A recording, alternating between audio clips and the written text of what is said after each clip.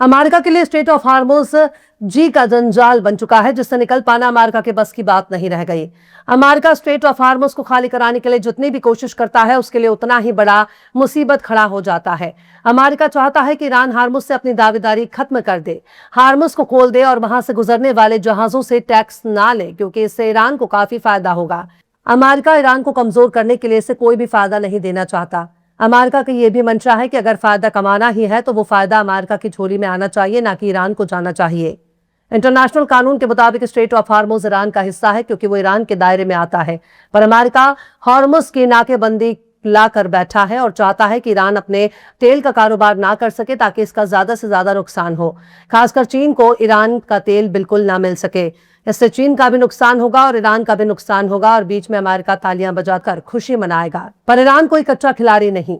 Iran ने भी straight of Hormuz में इतनी माइंस बिछा रखे हैं, इतनी बारूद लगाई है, इतनी ज्यादा बारूदी सुरंगें बना रखी हैं कि अगर अमेरिका उनको हटाना भी चाहे, कम से कम 6 महीने लग जाएंगे, जिसके बारे में हम आपको पहले ही खबर सुना चुके हैं। अब खबर आई है कि ईरान लगातार स्ट्रेट ऑफ हार्मुज में माइंस लगा रहा है, वो लगातार बारूद बिछा रहा है, ताकि उसकी मर्जी के बिना अगर कोई भी जहाज हार्मुज में घुसने की कोशिश करेगा तो खुद ही तबाह बर्बाद हो जाएगा।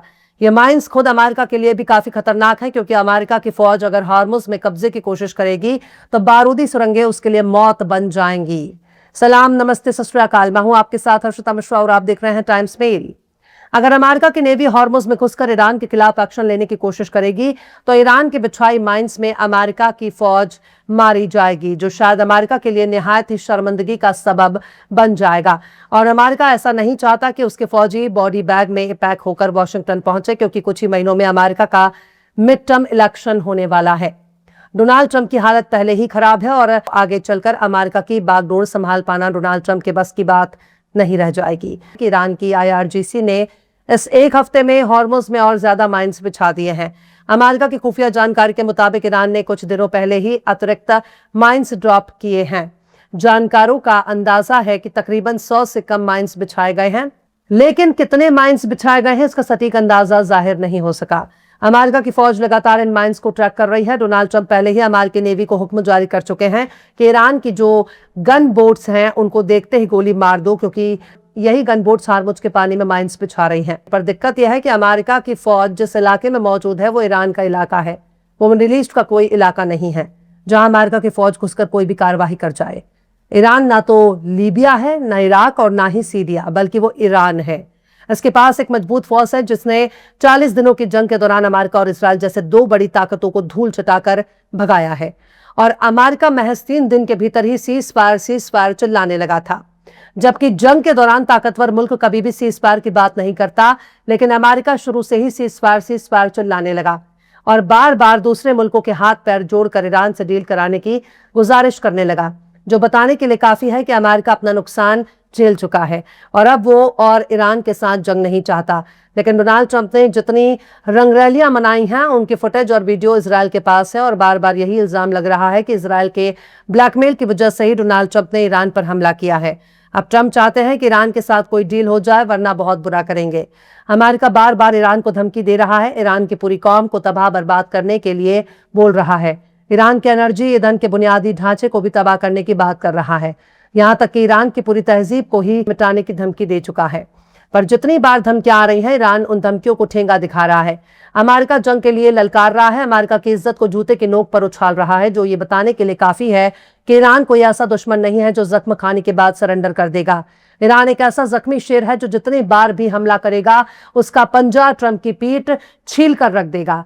ईरान के गन बोट्स को गोली मारने का हुक्म देने के बाद ट्रंप ने माइंस की सफाई करने वाली अमेरिकी यूनिट को अपनी रफ्तार तेज करने के लिए कहा है, और कहा है कि उन्हें अपनी रफ्तार 3 गुना कर देनी चाहिए ताकि जल्द से जल्द माइंस को हटाया जा सके। दरअसल अमेरिका हार्मुज को घेर कर चीन का नुकसान करना चाहता है और इसकी वजह से ईरान का नुकसान भी हो रहा है। पर चीन और ईरानी जहाज अमेरिका की नाकेबंदी को मुंह चढ़ाते हुए आने जाने का सिलसिला जारी रखे हुए हैं, जिसके बाद अमेरिका ने चीन की एक टॉप रिफाइनरी पर पाबंदी लगा दी है, क्योंकि उसने ईरानी तेल खरीदा था। ट्रंप ने हंगरी पेट्रोकेमिकल रिफाइनरी पर पाबंदी लगा दी। ये रिफाइनरी ईरान से अरबों डॉलर का कच्चा तेल खरीद रही थी। इसके साथ ही 40 से ज्यादा शिपिंग कंपनियों और उनके जहाजों पर भी अमेरिका ने पाबंदी लगा दी है, जो ईरान की शैडो फ्लीट का हिस्सा है। शैडो फ्लीट का मतलब छिपकर तेल ले जाने वाले जहाज हैं, जिनके जरिए ईरान और चीन कारोबार करते हैं। चीन ही ईरान का तेल खरीदने वाला सबसे बड़ा खरीदार है। तकरीबन 80% से ज्यादा ईरानी तेल चीन ही खरीदता है। अमेरिका इस खरीदारी को रोककर ईरान पर दबाव बनाना चाहता है, क्योंकि तेल की कमाई से ईरान को फायदा हो रहा है और जंग में इसे आसानी मिल रही है। पर बात सिर्फ यहीं तक सीमित नहीं है। सबसे ज्यादा नुकसान यूरोप को हो रहा है। मगरबी मुल्कों को जेट फ्यूल नहीं मिल रहे। हार्मुज के रास्ते ही मगरबी मुल्कों को जहाजों में भरने वाला तेल चाहिए, जिसे जेट फ्यूल कहा जाता है।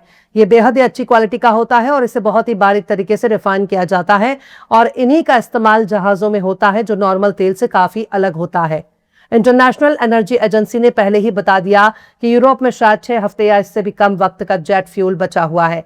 अगर हार्मुज नहीं खोला गया तो जल्द ही कई शहरों के दरमियान जहाजों के उड़ान बंद हो जाएंगी। यूरोप अपना 30 से 40% जेट फ्यूल इंपोर्ट करता है।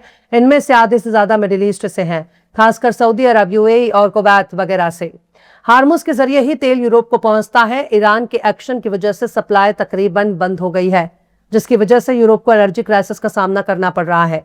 अगर यूरोप में जहाज उड़ना बंद हो जाएंगे तो इससे दुनिया को बहुत बड़ा झटका लगेगा। ईरान तो पहले ही कह रहा है कि जो भी नुकसान हो रहा है उसके लिए अमेरिका जिम्मेदार है, इजराइल जिम्मेदार है, क्योंकि अमेरिका और इजराइल ने ही मिलकर इस पर हमला किया, जिसमें इनके छोटे छोटे मासूम बच्चों का कत्ल कर दिया गया। इसकी बड़ी बड़ी आलिशान इमारतों को तबाह कर दिया गया, इसके सिविल इलाकों पर हमला किया गया, इसके शहरियों पर हमला किया गया, इसके सुप्रीम लीडर का कत्ल कर दिया गया। ये सब कुछ तब किया गया जब ईरान के साथ अमेरिका बातचीत कर रहा था और पीठ पीछे उसने हमला किया। ये दूसरी बार हमला था। इससे पहले जून 2025 में भी अमेरिका और इजराइल इस पर हमला कर चुके हैं। उस वक्त भी बातचीत चल रही थी और पीठ पीछे उसने हमला कर दिया। और इस बार भी 28 फरवरी को अमेरिका इजराइल ने मिलकर ईरान पर हमला कर दिया, जिसके नतीजे में पूरी दुनिया को नुकसान झेलना पड़ रहा है। खैर, ईरान के पास अपने मिसाइलें भी हैं, ईरान के पास अपने गन बोट्स भी हैं, उसकी नेवी भी सही सलामत है, उसका एरोस्पेस फोर्स भी सही सलामत है जो लड़ने की कुव्वत रखता है, और उसने अपना ताकत भी इन 40 दिनों की जंग के दौरान दिखाया है। आगे अगर जंग होगा तो ईरान की फौज अपना ताकत दिखाएगी, पर इस जंग का अंजाम पूरी दुनिया को भुगतना होगा। फिलहाल इस खबर में बस इतना ही। यह एपिसोड आपको कैसा लगा कमेंट बॉक्स में जरूर से बताइए। पसंद आए तो लाइक करें, शेयर करें और बेबाक निष्पक्ष स्वतंत्र पत्रकारिता को सपोर्ट करने के लिए हमारे चैनल टाइम्स मेल को जरूर से सब्सक्राइब करें और बेल आइकन की घंटी वाली बटन जरूर से दबा दें, ताकि आपको हमारे आने वाले नए वीडियो की नोटिफिकेशन फौरन ही मिल जाए। फिर मिलता है किसी और वीडियो में एक नई खबर के साथ। हर्षिता मिश्रा को दीजिए इजाजत। जय हिंद। अगर अभी तक आपने हमारे चैनल टाइम्स मेल को सब्सक्राइब नहीं किया है तो जल्दी से सब्सक्राइब कर दें और बेल आइकन भी प्रेस कर दें।